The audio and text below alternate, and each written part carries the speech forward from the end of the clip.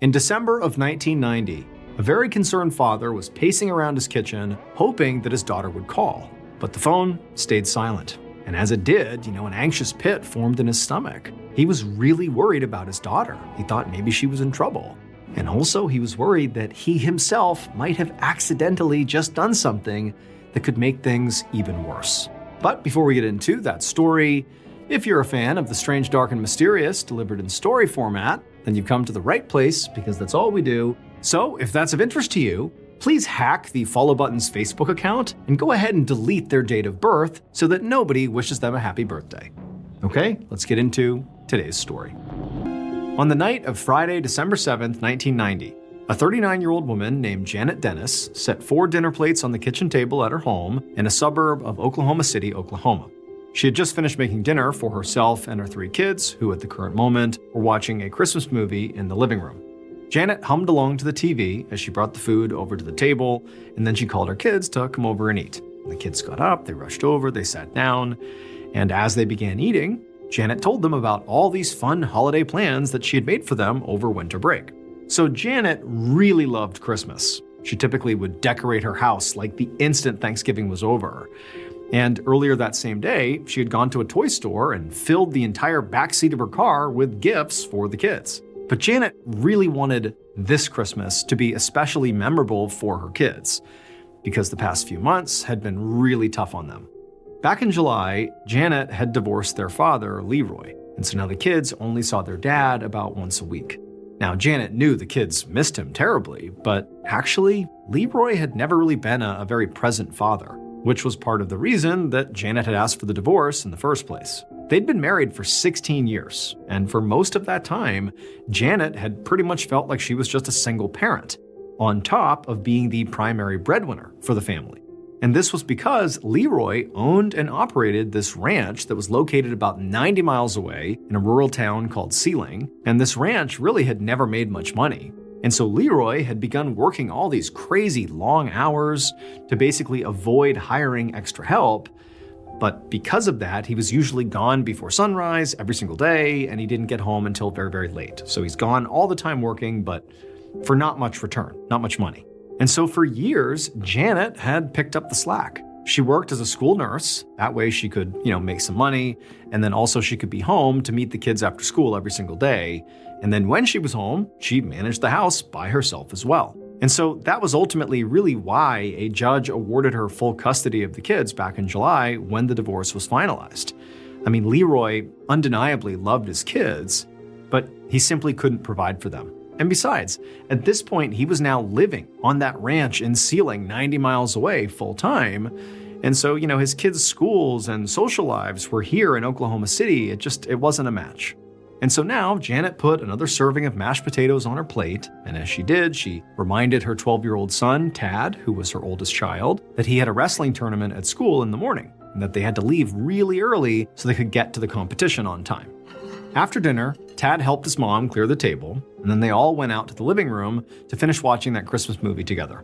And then when it was over, Janet followed her kids upstairs and helped get them all ready for bed. And then once they were all tucked in, she came back downstairs to finish cleaning up the kitchen. Now, this was about the time that Leroy, if they were still married, would be coming home from work. But now that Janet was divorced, she got to spend her evenings however she wanted. She thought about heading out to the garage to grab all those gifts she had purchased out of the car and bring them in to wrap them. But then, as she was about to head out, she saw a pair of headlights pull into her driveway. At 5:30 the next morning, Janet's 12-year-old son, Tad, shut off his alarm clock and rolled out of bed to get ready for his wrestling competition.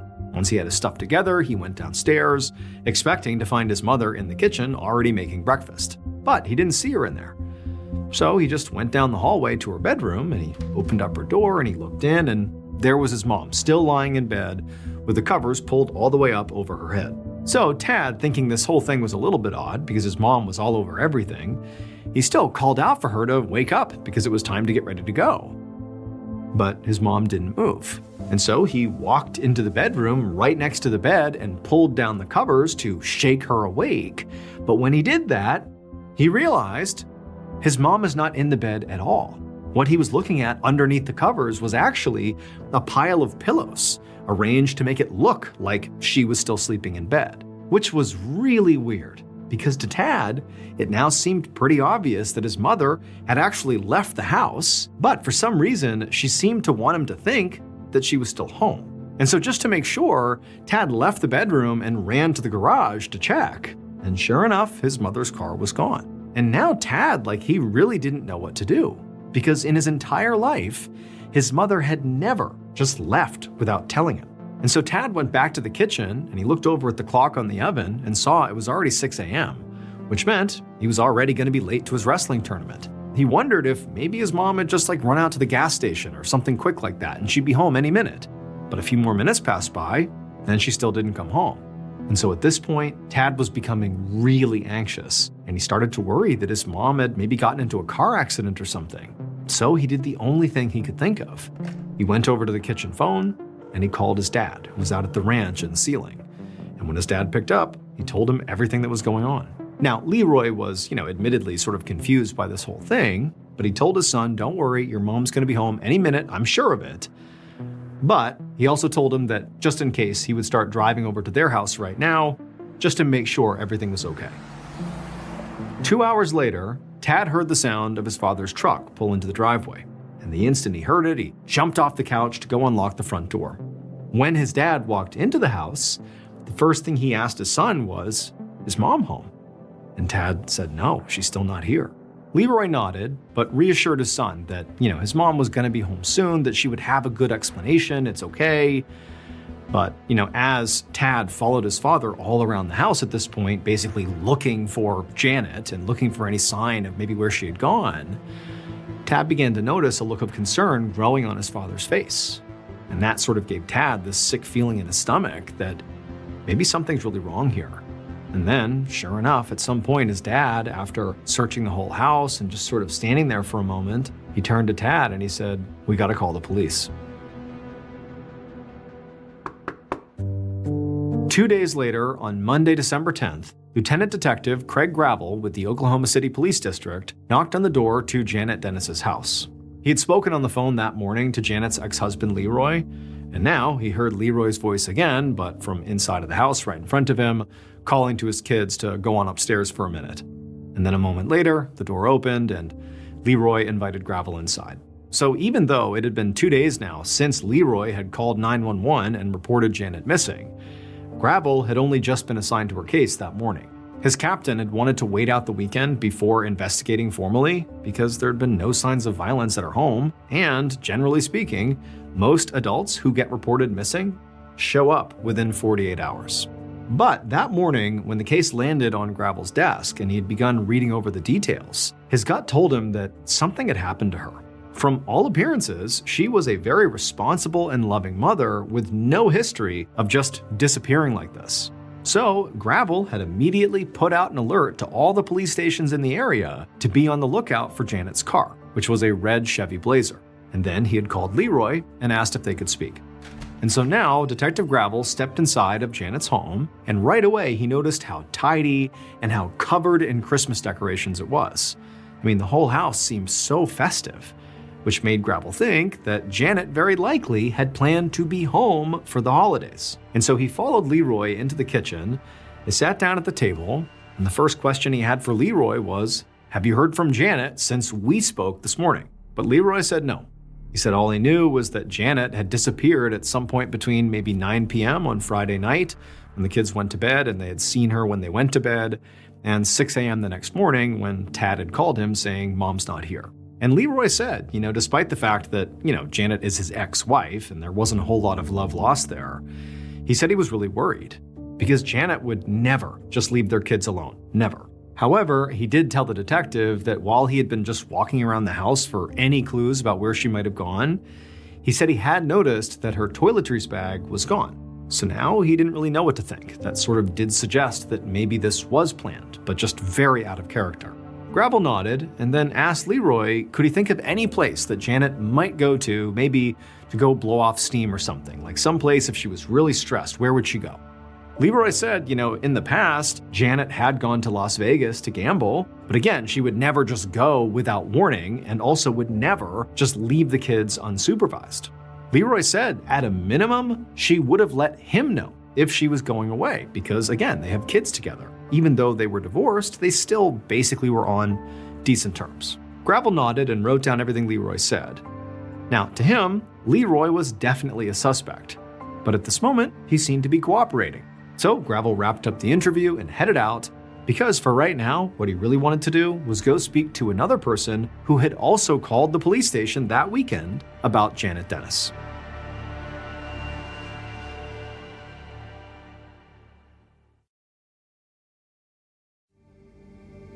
Later that morning, so on Monday, December 10th, 1990, Detective Gravel pulled up to the home of Arthur Olson, who was Janet's father. Arthur had also called the station that weekend repeatedly to ask if any progress had been made on his daughter's case. When Arthur opened his door, he looked frazzled, and he asked if Gravel had found his daughter yet, or had any idea where she might be, or if she was okay. Gravel told Arthur that no, they still did not know where she was yet. However, he said that Leroy had told him that occasionally Janet would go to Las Vegas to gamble, to blow off steam.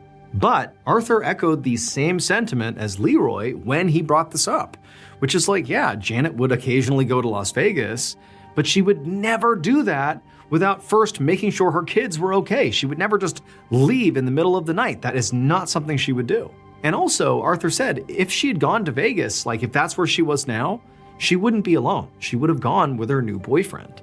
And when Arthur said this, that caught Gravel by surprise. Because Leroy, the ex-husband, had definitely not mentioned a new boyfriend. In fact, no boyfriends had been mentioned at all. And so Gravel asked Arthur to tell him more about this boyfriend because this is the first he was hearing of him. At which point Arthur said, well, my daughter's actually been keeping this boyfriend a secret, both from Leroy and from the kids.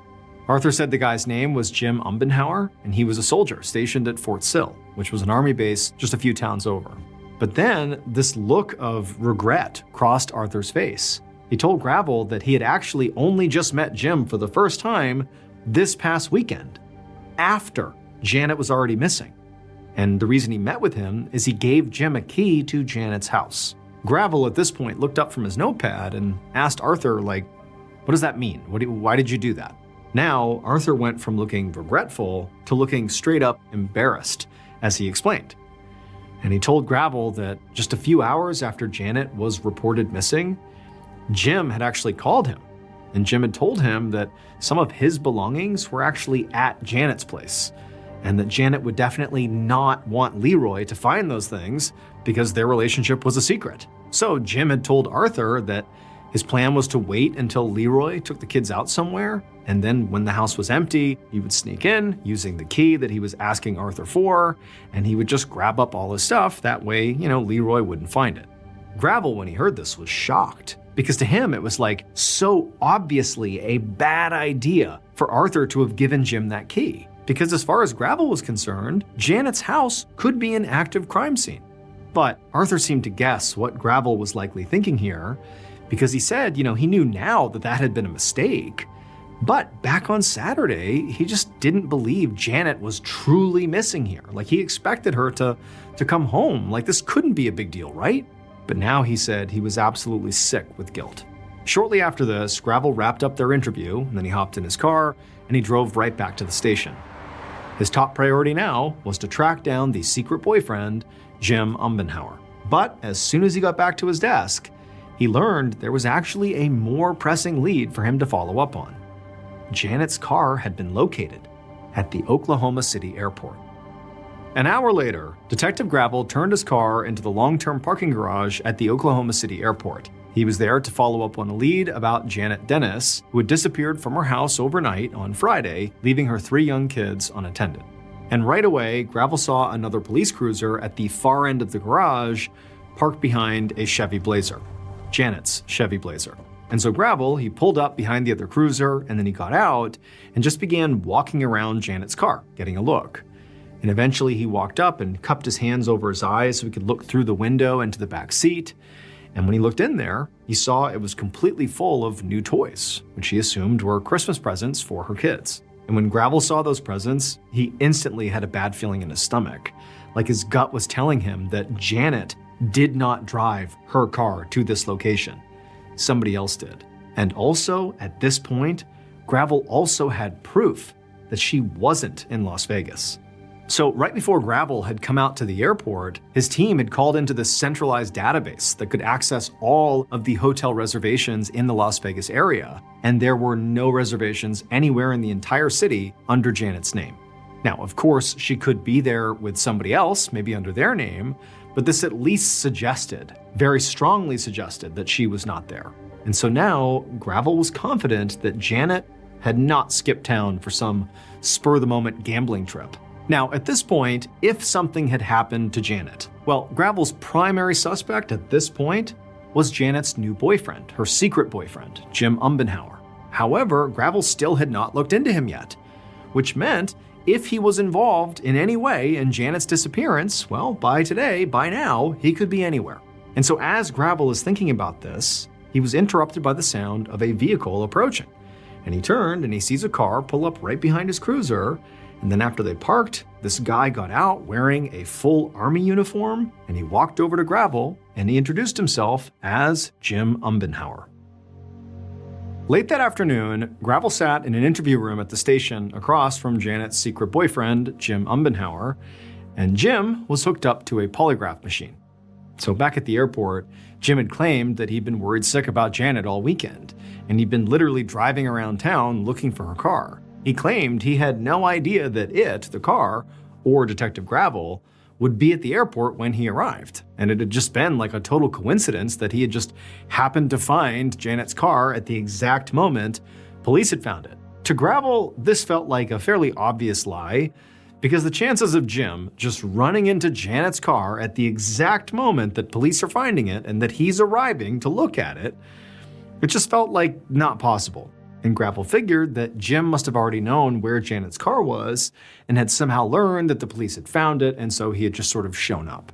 Gravel knew it was actually common for killers and kidnappers to actually intentionally insert themselves into an ongoing investigation of their victims to influence the investigation or just keep a pulse on what's happening under the guise of being really helpful. And right away, Gravel had gotten the sense that Jim was doing just that.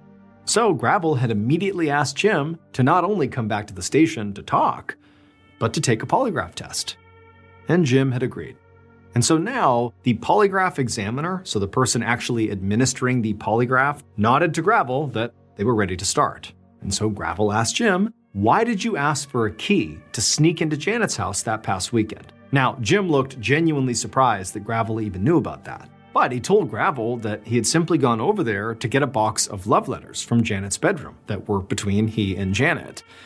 He said that Janet had wanted to keep their relationship private, especially from Leroy. As a precaution, he had, asked Arthur to get the key to go in and get the letters. And he said, the letters were actually right now out in his car. Now, Gravel knew that would be easy enough to verify, so he just moved on. And he asked Jim, "Where were you on Friday night?" which was the last night that Janet's kids had seen her. And Jim actually said that he had been at Janet's house that night, which caught Gravel completely off guard. Jim explained that he had gone over to Janet's house after the kids had gone to sleep so that he and Janet could secretly spend some time together. Now, at this point, Gravel really had to just stop for a second and collect his thoughts before asking more questions, because he really had not seen this coming. I mean, all day he had been trying to place someone at Janet's house after 9 p.m. on that Friday, and now here was Jim admitting he had been there at the house on that Friday night after 9 p.m., making him the official last known person to have seen Janet. After a minute, Gravel told Jim to just go on, tell me more about your last time seeing Janet. And Jim explained that he had stayed at Janet's house for a few hours and he had left really late to drive back to Fort Sill, because he was actually supposed to deploy to Afghanistan the very next day, but when he got back to base that night, he learned that his deployment had actually been delayed for a few weeks. So Jim said the next day he had called Janet's house to tell her the good news, that they had a few more weeks together before he went overseas. But he said Janet didn't answer the phone. A family member had, and they had said that Janet was missing. Gravel just sat back in his chair, taking all this in. To him, it just seemed impossible that Jim would be the last person to see Janet before she just vanished, And then he also just so happened to find her car at the exact moment the police arrived to investigate? So Gravel began asking Jim more questions, predominantly about his personal life. And it was at that point that he learned that Janet was not Jim's only girlfriend. Right now, he was actually living with another woman in a town closer to Fort Sill. Now, Jim admitted that he knew this looked bad, but he swore that the relationship with this other woman wasn't working, and he really just wanted to be with Janet. But Gravel, at this point, felt like he had heard enough. I mean, this guy really had dug himself a hole. And so what he really wanted to do was just discuss the results of this polygraph test with the examiner in private. So he ended the interview and sent Jim home. And once Jim was gone, Gravel turned to the examiner, and the examiner said, "Yep, Jim failed his test," which meant he had been lying throughout the interview. And this was sort of unnerving for Gravel. I mean, because this guy that he had just interviewed very likely was the man responsible for Janet's disappearance. But Gravel knew that he would need more than polygraph results and sort of a gut feeling to arrest Jim and charge him with some sort of crime. Right now, he needed more evidence.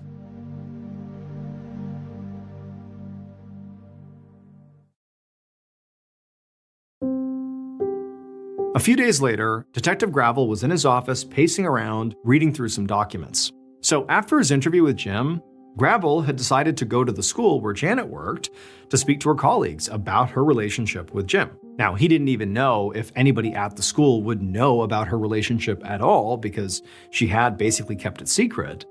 And so Gravel had been really surprised to learn that not only did everybody at the school seem to know about Jim, but when they talked about Jim, they spoke with, huge adoration. I mean, they really loved Jim and thought that he was great for Janet. And on top of that, they all seemed to think, sort of collectively, that Leroy was a terrible husband and had been glad when Janet finally dumped him. They said Leroy was very argumentative and he was very controlling, and said the divorce had been really messy. And for Gravel, he found that kind of interesting because until that point, he had thought that Leroy and Janet were basically on good terms. But all of a sudden, it seemed like maybe that was not the case. So Gravel had gotten his hands on a copy of Janet and Leroy's divorce settlement, and those were the documents he was looking through. And as Gravel thumbed through it all, he saw that Leroy actually owed Janet a lot of money, $30,000 plus half of his ranch in Sealing. And that ranch, that was a really big deal because that was Leroy's entire livelihood. So to owe her half on top of the cash was like a huge deal. Plus, Gravel also knew that Janet had been given full custody of their kids. And so the way Gravel saw it, Leroy, he had a lot of reasons to be mad.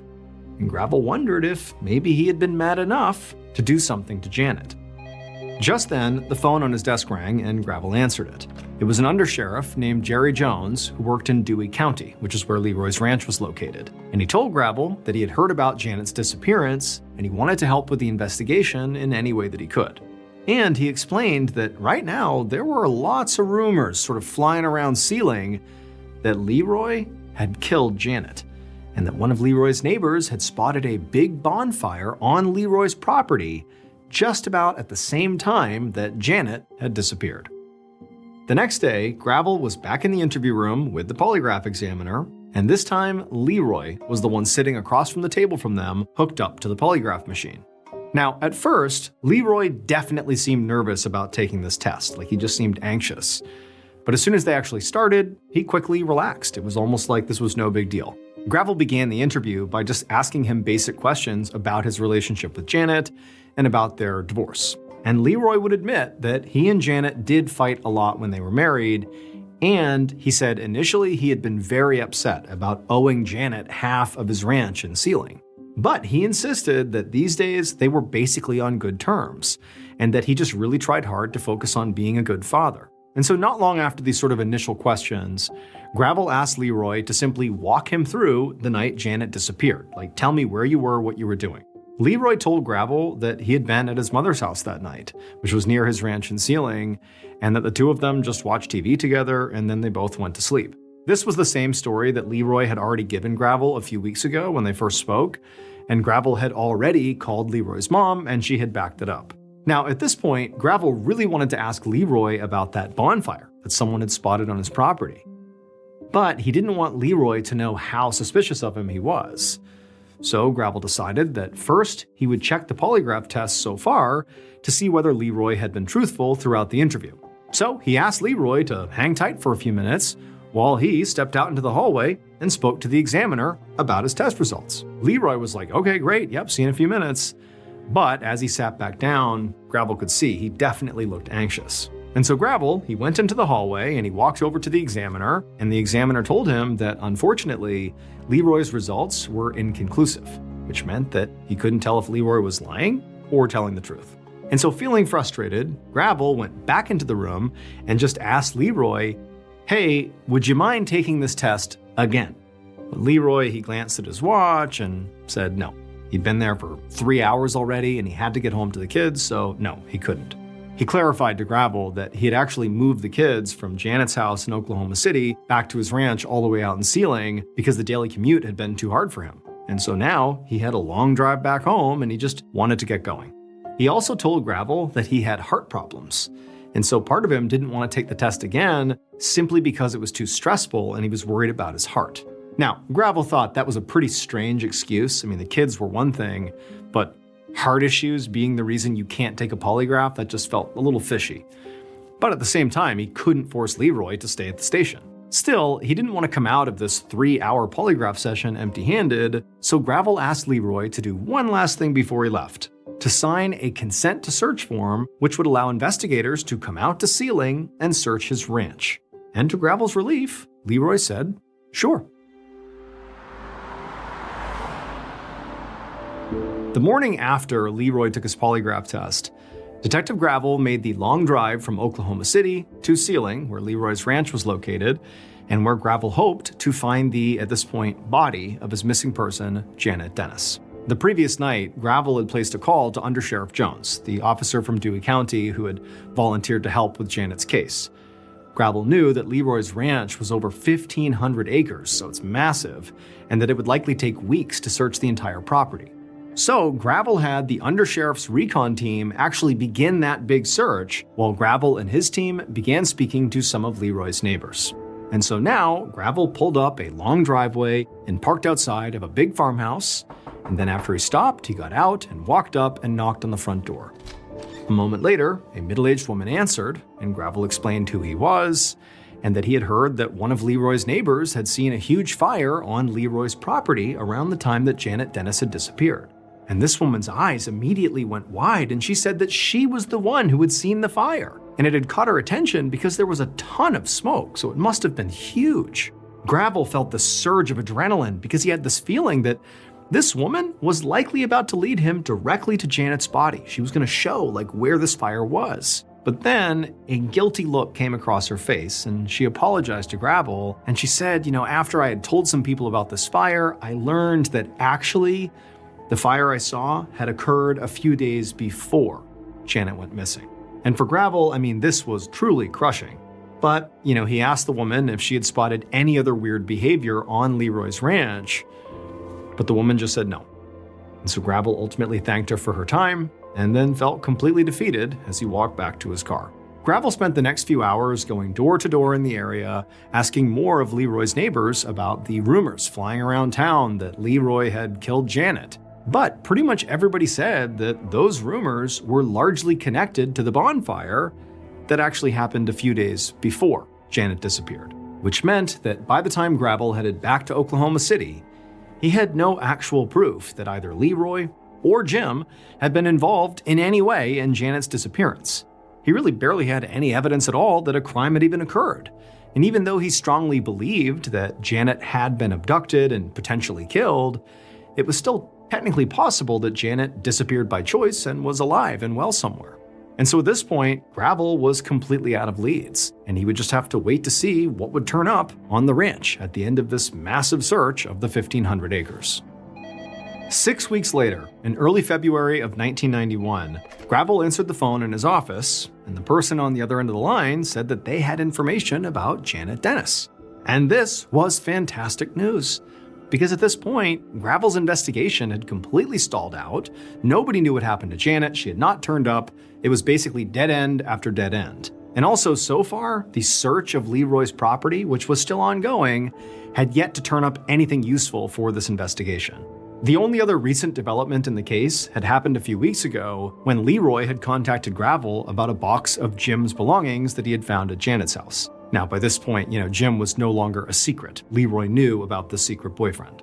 When Gravel looked inside this box, he found this VHS tape, and it was a pornography tape. Now, it was not like homemade. It was not Janet or Leroy or Jim or anybody. It was, real actors in this pornography tape, but it was a really specific type of pornography. It showed this woman being tied up and burned. Fictional, but that was the script. That's how the pornography went. When Gravel saw this, he wondered if this tape was actually why Jim had tried to get the key from Janet's father to sneak into Janet's house, if the real reason for that was actually to try to find this tape, this, torture porn, and get it out of the house. And so Gravel had actually brought Jim down to the station to question him about the pornography tape, but Jim swore up and down he had no idea where that video came from, and he had even taken another polygraph test, and this time he passed. And so now, Gravel really didn't know what to believe, and he was desperate for really any new information. And so this caller saying they knew something about Janet was like the only positive development in the case that he had seen in quite a while. And the caller said that they actually had remembered something that might be important. And that's when Gravel realized that he recognized the caller's voice. They had actually spoken before.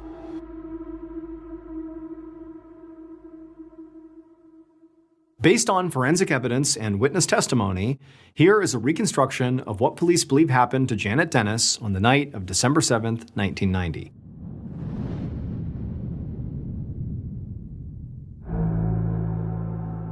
Late that night, the killer was standing inside of Janet's bedroom by the side of her bed, just watching her sleep. And as they stared at her sleeping, the killer was just filled with rage. Even though on the outside, the killer sort of projected a very affable nature and just was a very calm and very kind person, inside they loathed Janet.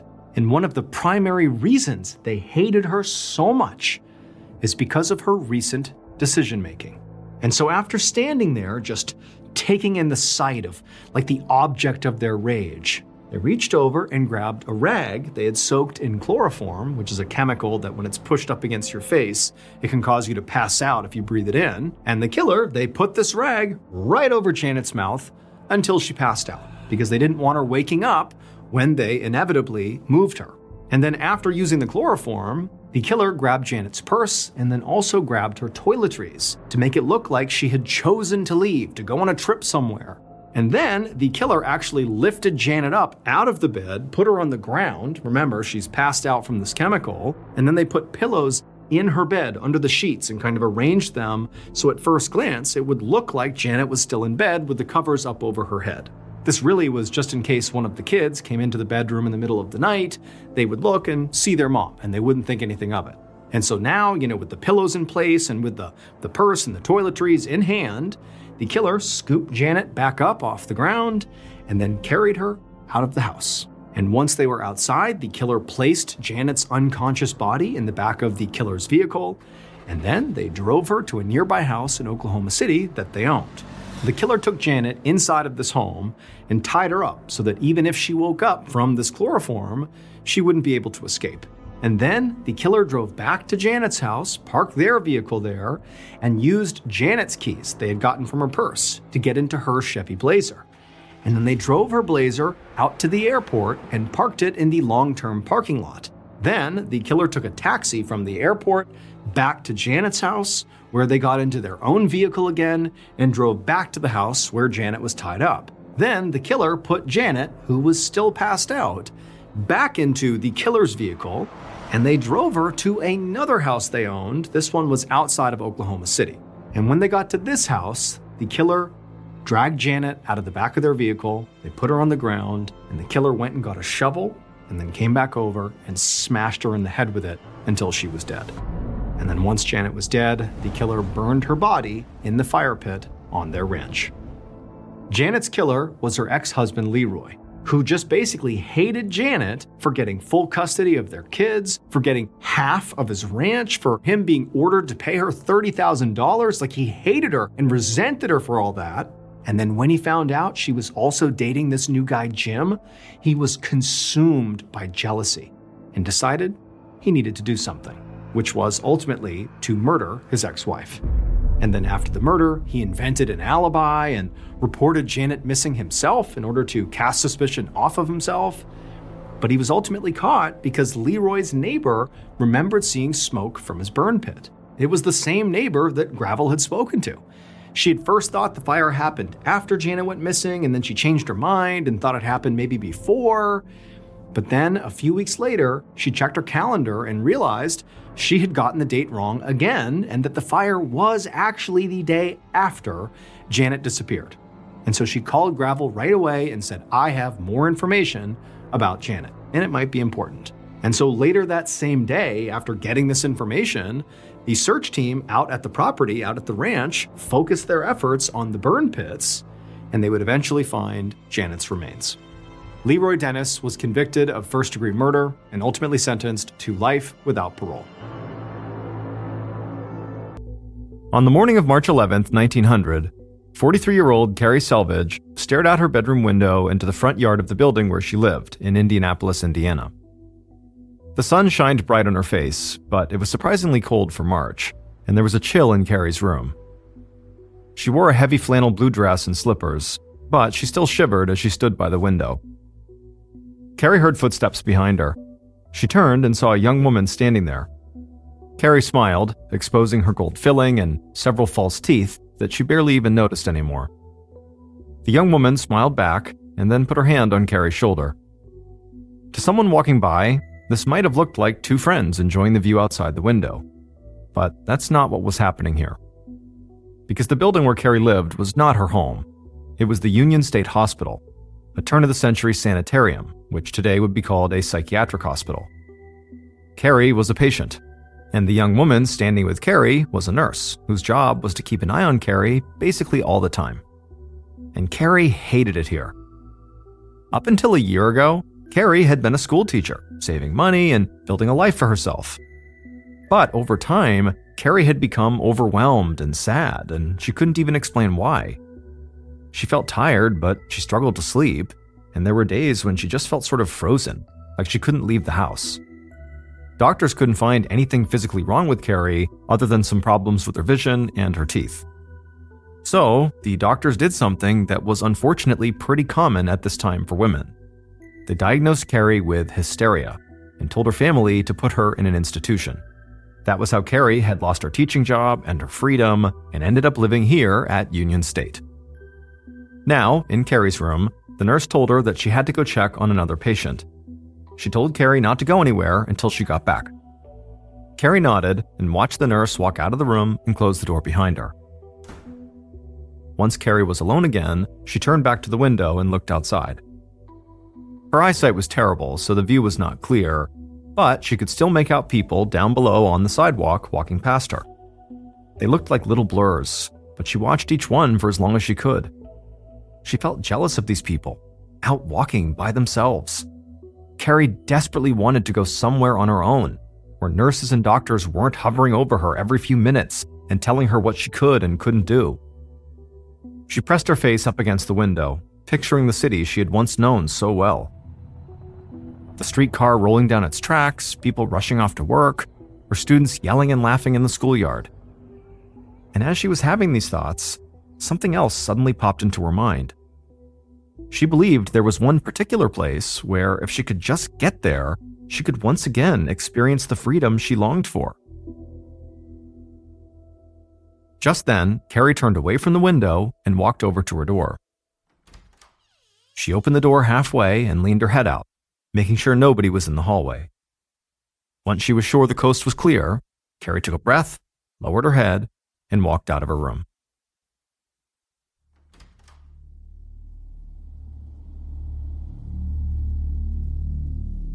About 5 minutes later, that same nurse came back to Carrie's room and opened the door. But now, Carrie's room was empty. The nurse walked over to the closet, opened the door, and checked inside, but Carrie wasn't in there either. The nurse wasn't alarmed. She was annoyed. Carrie had run away once before, and this nurse knew that if it happened again, she was going to have to explain why she left Carrie alone. The nurse checked the porch, where she knew Carrie liked to spend time, but it was also empty. She told herself what must have happened was a doctor came by and took Carrie somewhere. But when this nurse tracked down all the doctors on the shift, they all said the same thing. They hadn't seen Carrie all morning. Now, this nurse was starting to panic. She worried that Carrie might have tried to walk somewhere on her own and gotten completely lost because of her terrible eyesight. And so, not knowing what else to do, the nurse ran to the front desk and said she needed help right away, because Carrie Selvage had disappeared. At 6 p.m. that night, so about 8 hours after Carrie had stepped out of her room, her younger brother Joseph walked into the lobby of Union State Hospital, and it was pure chaos. Joseph saw doctors, nurses, and administrators walking as quickly as they could down one hall and into another, and everybody looked frantic. But nobody had contacted Joseph, so he did not know what was going on. He eventually flagged down a nurse and told her he was there to visit his sister, and that's when the nurse told him. His sister Carrie was missing. Joseph felt a pang of fear. He asked the nurse sharply what she meant. The nurse was clearly nervous as she explained that Carrie had wandered off.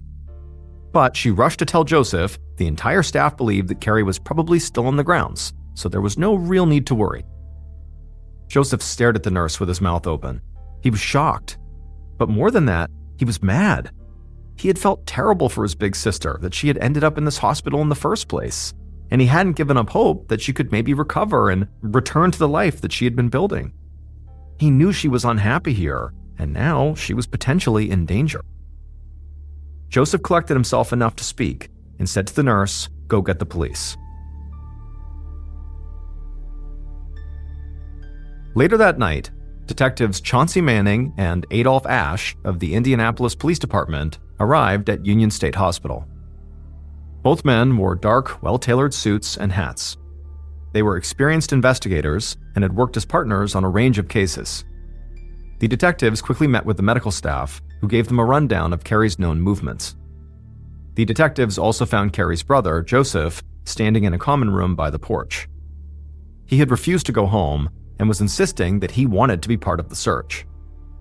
Because no one had actually seen Carrie leave, the detectives decided the first priority was to search the hospital itself, even though staff had already looked.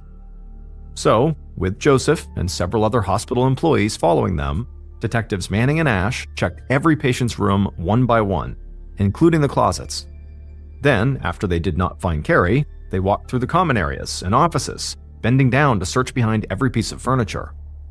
And when that didn't work, lastly they searched the stairways and took oil lamps up to the attic. But again, there was no sign of Carrie. Finally, Detective Manning told Joseph that they couldn't do much more tonight, but he promised that they would resume and expand their search for his sister first thing in the morning. What they didn't tell Joseph was that if Carrie had truly wandered off the hospital grounds and out into the city, then she was in very serious danger. Like other major cities, Indianapolis had its share of crime. Pickpockets and thieves were common, and violence against women was a growing problem. Carrie would be an easy target. But beyond that, at this particular moment, the city was also dealing with a truly bizarre rash of crimes. A gang of grave robbers were digging up bodies and then selling them on the black market to hospitals and universities that use the bodies for medical research. And in some cases, if a fresh body was required, these gangs would take things into their own hands and actually commit murder in order to provide that body.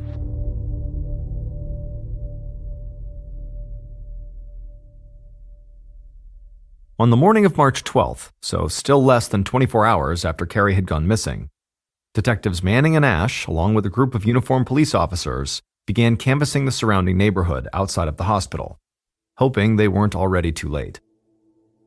And pretty quickly, they began finding witnesses.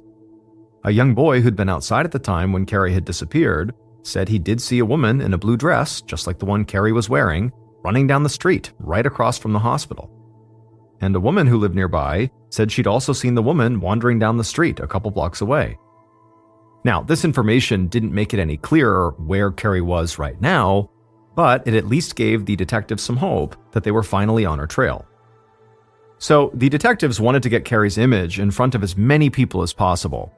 But back in 1900, reproducing photographs was not nearly as fast or easy a process as it is today. However, photography had recently become more affordable for people, and newspapers regularly ran photos along with their articles. So, the detectives met with Carrie's brother, Joseph, and got photos of Carrie that they could reproduce as cards to show people around the city. They would also put these photos in the local papers. In the week following Carrie's disappearance, Manning, Ash, and their team walked the city, knocked on doors, and showed Carrie's picture to everyone. But nobody else beyond those initial witnesses had seen her. 2 weeks after Carrie's disappearance, on March 25th, the detectives still had no real leads, and they were getting desperate. By now, they had searched the hospital and its grounds several times. They had crisscrossed the city, dragged small ponds, and conducted hundreds of interviews.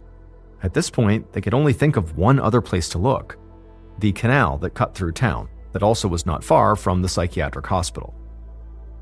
In 1900, very few women were taught how to swim, so Manning and Ash thought Carrie might have wandered near the canal, and with her limited vision, and potentially with her inability to swim, she could have not seen the water, fallen in, and drowned. So, the detectives had city workers drain the entire canal. And then after it was drained, they led a group of volunteers through the mud looking for Carrie's body. But after hours and hours of searching, they hadn't found any sign of her.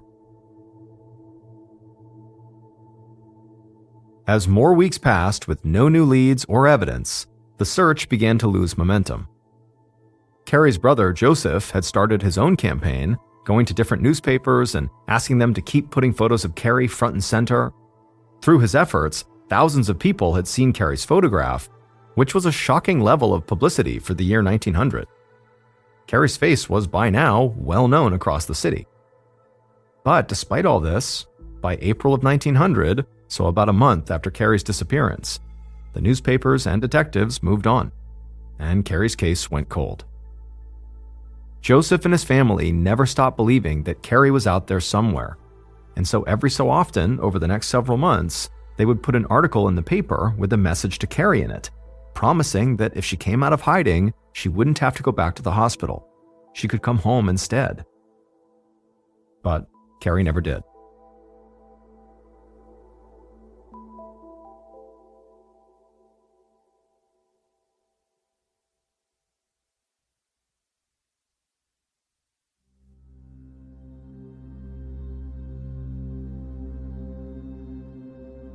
Fast forward 2 years to a day in September of 1902, inside of an operating theater at a hospital right near the one Carrie had disappeared from.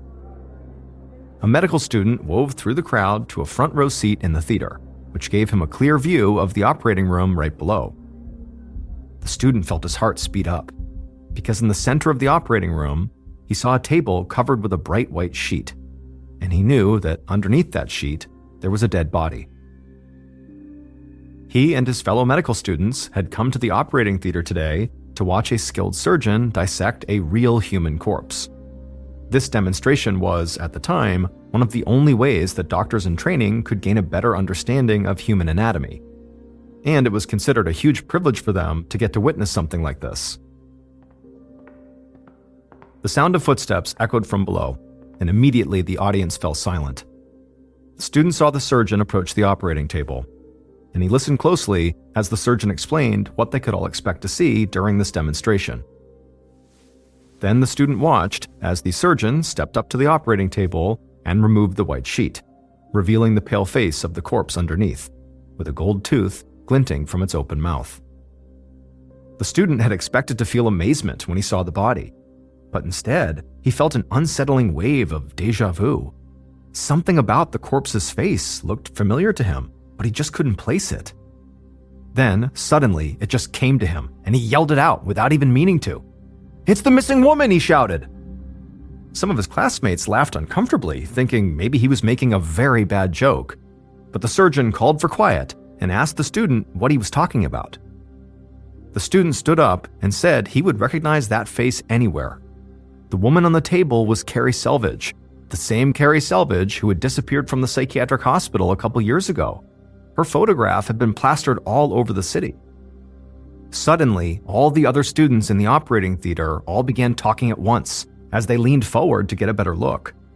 They all remembered the missing woman, whose brother had given what felt like 50 interviews. And they agreed the corpse on the table looked just like Carrie, down to the gold tooth. Eventually, the surgeon called out to the students to quiet down and clear out of the operating theater. The surgeon had no idea if the med student was right, but he was not about to continue with this demonstration until he checked.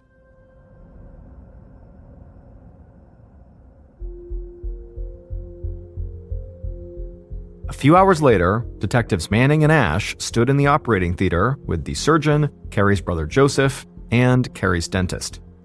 All the men stared at the body on the table, and they all had the same reaction. It could be Carrie, but they weren't sure.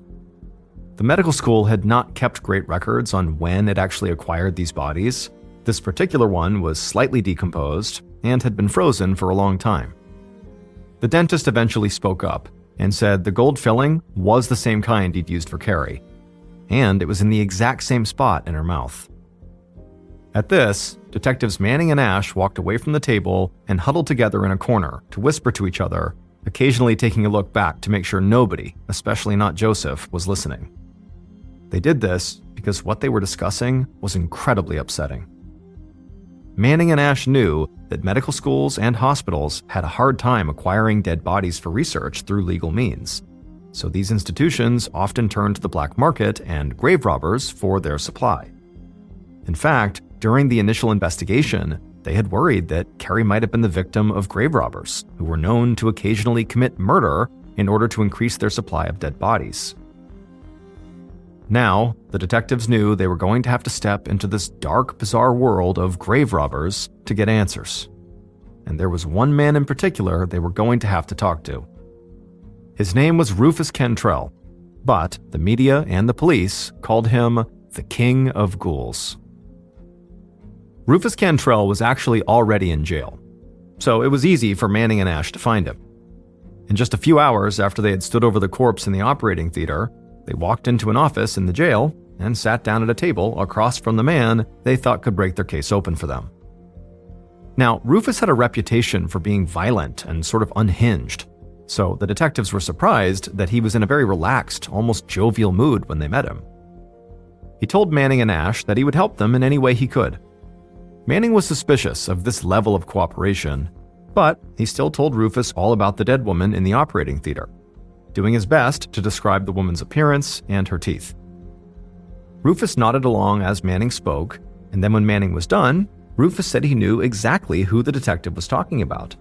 That was the woman who'd gone missing from the psychiatric hospital over 2 years ago. Manning looked at Rufus skeptically and asked how he could be so sure. And then he watched as a wide, unsettling smile spread across the King of Ghouls' face. Rufus said he was sure because members of the grave robbing gang he was a part of had murdered her. At this, Manning and Ash just stood there, staring in shock at the grave robber in front of them. The detectives had come here expecting a very confrontational interview, not an immediate and creepily cheerful confession. They actually didn't even know what to say. So, after a moment of silence, Rufus just kept on talking. He said he personally had not had anything to do with the murder. All he knew was that his band of grave robbers had spotted a woman in a blue dress wandering along a country road and decided she was an easy target. And they had been right. They had attacked her and then dragged her to a house they worked out of in the city, and once they got there, they clubbed her to death, and then put out the word in their network that they had a fresh body for sale. Rufus said that was when he had found out about this, around the time they were actually trying to sell the body. He said that all he had done was actually help arrange the sale of Carrie Selvage's body to the hospital. And then after her body had been sold, it would sit frozen for 2 full years until finally, today, it had been scheduled for dissection. Detectives Manning and Ash left the jail feeling a bit blindsided. They knew there were countless reasons not to trust Rufus. He was already in jail, for one thing, and probably thought that talking to detectives, especially about a case they were really interested in, might get him out. And then there was the fact that this guy, Rufus, had literally sold dead bodies on the black market, and he was possibly a total psychopath. But the murder scenario Rufus had outlined was something the detectives themselves had considered. And in the weeks following that interview, the detectives actually had Rufus lead them, along with Carrie's brother Joseph, to the house where Rufus claimed the murder took place. And there, they would find a club, as well as pieces of women's clothing. So, although Manning and Ash still remained skeptical of Rufus's story, the King of Ghouls had given them just enough evidence to finally close the case. Carrie Selvage was officially declared dead. But there was just one problem, and that was that Carrie's brother, Joseph, absolutely refused to believe it. Now, Joseph didn't have a good alternate theory about what happened to his sister, but the grave robber story made no sense to him. Carrie had bad eyesight and she was generally nervous and unhappy, but she wasn't stupid. She had grown up in the city and knew not to wander alone at night down country roads. Plus, he knew Rufus had gotten a lighter sentence in return for his story and cooperation, so how true could it really be? And also, part of Joseph just wanted to believe that his sister had escaped the hospital and found the freedom she so desperately wanted and was now off living happily and choosing not to let anyone find her. And Joseph would hold on to this belief for a long time, until...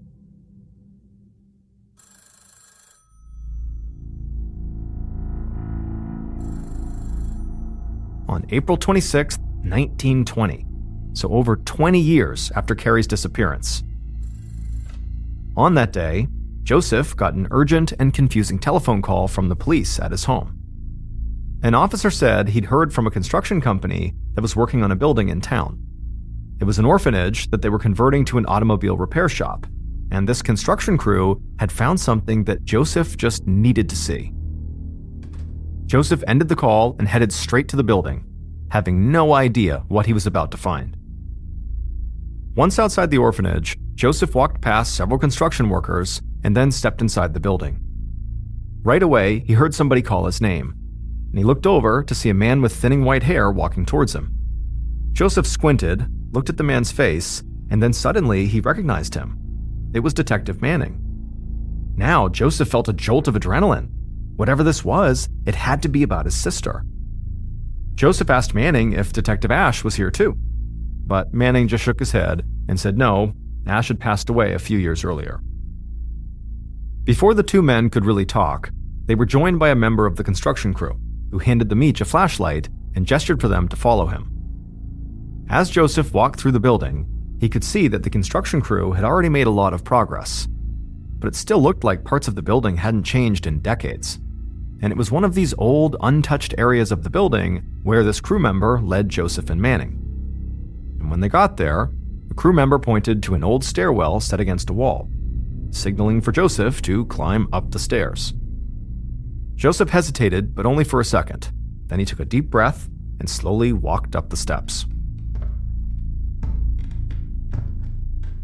When he reached the top, he found himself standing in a dark, narrow hallway with a low ceiling that made him feel totally claustrophobic.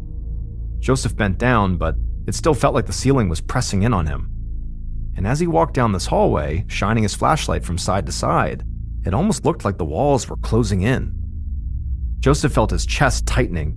This place was cramped and pitch black, and even though he knew it was ridiculous, he had this feeling like he could get stuck here. But finally, his light caught something at the end of the hallway. It was a small door built into the wall ahead of him, and it looked just big enough for him to fit through. Joseph reached the end of the hall and caught his breath. Then he opened the door and squeezed through. He stumbled forward and found himself inside of a cold, damp room that was only about 4 feet by 6 feet. But unlike the hallway, it wasn't dark and stuffy. Instead, sunlight flooded this room through 2 windows. It was bright and the air was fresh. Joseph flipped off his flashlight and began turning in a slow circle, surveying the room. And halfway through the circle, he froze. At this moment, Joseph knew he had been right for decades. That grave robber, the king of ghouls, Rufus Cantrell, had lied. The body on that table in the operating theater had not been his sister's. Because leaning against the wall inside of the small room, Joseph saw the skeletal remains of a woman, with tattered pieces of a blue flannel dress clinging to her bones and 2 old slippers lying at her feet. Joseph turned away from the skeleton towards the window. Through it, he could see almost the entire city, and Joseph started crying. Because now he understood that as much as he'd wanted to believe it, his sister Carrie had never escaped and found her freedom. Because it would turn out that the orphanage that Joseph had come to, where he climbed the old stairwell and found his sister's body, had once been the Union State Hospital, the psychiatric institution where Carrie had been committed. The hospital had shut down not long after Carrie disappeared, and the building had been used for several different things in the years that followed. And now, the construction crew that was converting it into an automobile repair shop had discovered this old staircase by accident. And that staircase led to a tiny hidden room that was located up above the attic, and that had windows to the outside. Joseph and the detectives had searched the hospital attic on the day Carrie went missing, but they hadn't noticed this staircase. So they didn't know that Carrie had actually been right there, just above them, the whole time. The official report on Carrie's death would later conclude that her terrible eyesight had led her to become lost and wind up in this room and not know how to get out again, and then she froze to death.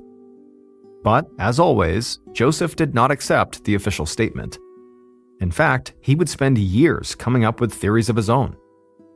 But there was one theory that couldn't be ignored, and that was that maybe Carrie didn't get confused and stuck inside the room because she couldn't see. Maybe, when she crawled into that secret room, she had known exactly what she was doing.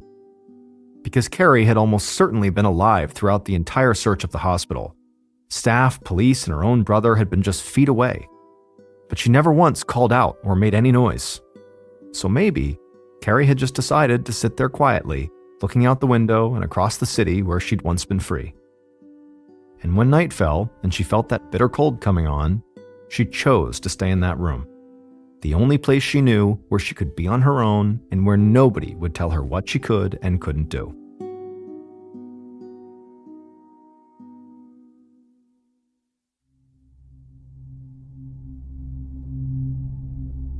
On April 30th, 1920, 4 days after the discovery of her remains, Carrie Selvage was buried next to her mother and finally laid to rest. As for the 2 witnesses who said they had seen Carrie basically right after she had gone missing, running down the street, had simply been mistaken. And the dead woman who had been on the operating table at the Westside Medical Clinic was never identified.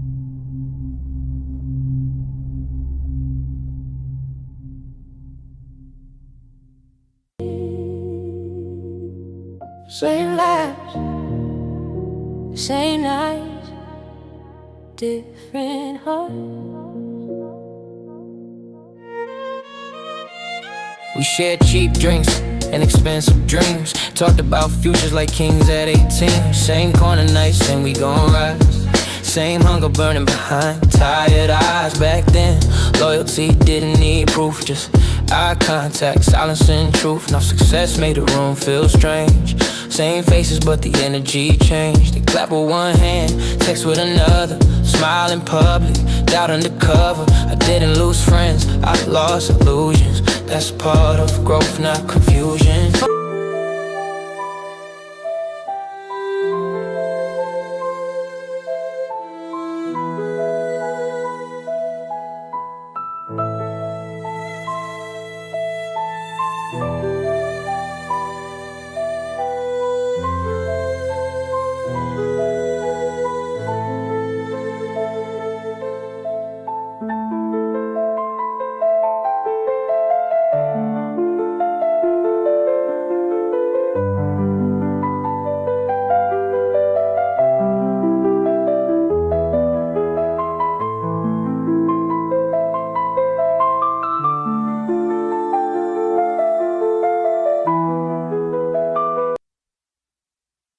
A quick note about our stories: they are all based on true events, but we sometimes use pseudonyms to protect the people involved and some details are fictionalized for dramatic purposes.